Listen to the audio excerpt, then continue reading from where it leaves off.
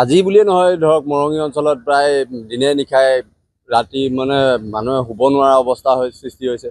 বন বিভাগেও বিফল হৈছে তাৰ হেৰি এতিয়া হাতী এইফালৰ পৰা পাৰ হৈছে সেইফালৰ পথাৰত গোটেই মৰঙী অঞ্চলৰ খেতি বিনষ্ট কৰিছে। আৰু এই চৰকাৰক এটাই দাবী জনাওঁ, এই সকলো কৃষক পৰিয়ালে এই খেতিৰ মানে ক্ষতিপূৰণ পাব লাগে। আৰু এই ইয়াৰ বন বিভাগে বিফল হৈছে, হাতী খেতি পঠিয়াব পৰা নাই। আৰু হাতীও জনসংখ্যা হাতীও বাঢ়িছে আৰু মানুহৰো বাঢ়িছে। ইয়াত এনেকুৱা এটা পৰিস্থিতিৰ সৃষ্টি হৈছে যেন এইখন জনাঞ্চল নহয় যে বনাঞ্চলে হাতীৰ মুক্ত বিচৰণ এতিয়া চলি আছে। হয় হয়, এই পথছোৱাই মানে সঘনাই অহা যোৱা কৰা দেখা গৈছে এতিয়া।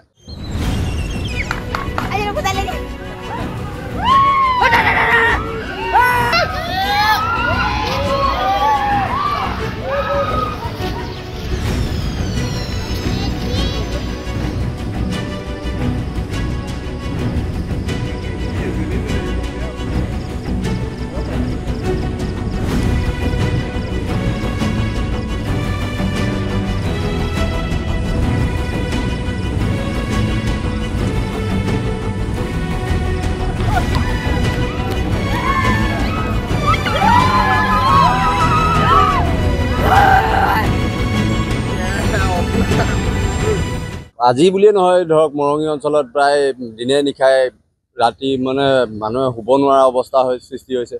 বন বিভাগেও বিফল হৈছে তাৰ হেৰি এতিয়া হাতী এইফালৰ পৰা পাৰ হৈছে সেইফালৰ পথাৰত গোটেই মৰঙী অঞ্চলৰ খেতি বিনষ্ট কৰিছে। আৰু এই চৰকাৰক এটাই দাবী জনাওঁ, এই সকলো কৃষক পৰিয়ালে এই খেতিৰ মানে ক্ষতিপূৰণ পাব লাগে। আৰু এই ইয়াৰ বন বিভাগে বিফল হৈছে, হাতী খেতি পঠিয়াব পৰা নাই। আৰু হাতীও জনসংখ্যা হাতীও বাঢ়িছে আৰু মানুহৰো বাঢ়িছে। ইয়াত এনেকুৱা এটা পৰিস্থিতিৰ সৃষ্টি হৈছে যেন এইখন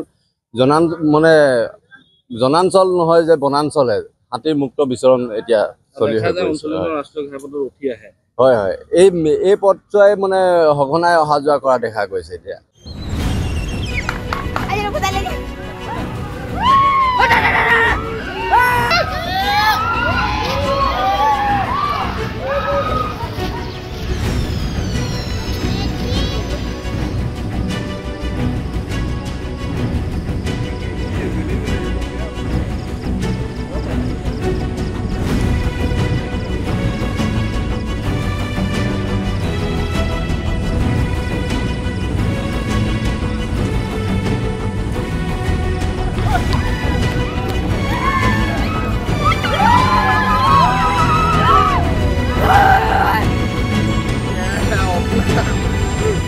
আজি বুলিয়ে নহয় ধৰক মৰঙী অঞ্চলত প্ৰায় দিনে নিশাই ৰাতি মানে মানুহে শুব নোৱাৰা অৱস্থা সৃষ্টি হৈছে।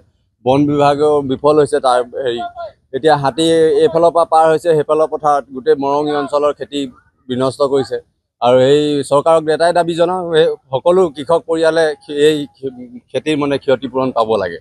আৰু এই ইয়াৰ বন বিভাগে বিফল হৈছে, হাতী খেতি পঠিয়াব পৰা নাই। আৰু হাতীও জনসংখ্যা হাতীও বাঢ়িছে আৰু মানুহৰো বাঢ়িছে। ইয়াত এনেকুৱা এটা পৰিস্থিতিৰ সৃষ্টি হৈছে যেন এইখন জনাঞ্চল নহয় যে বনাঞ্চলে হাতীৰ মুক্ত বিচৰণ এতিয়া চলি আছে। হয় হয়, এই পথছোৱাই মানে সঘনাই অহা যোৱা কৰা দেখা গৈছে এতিয়া।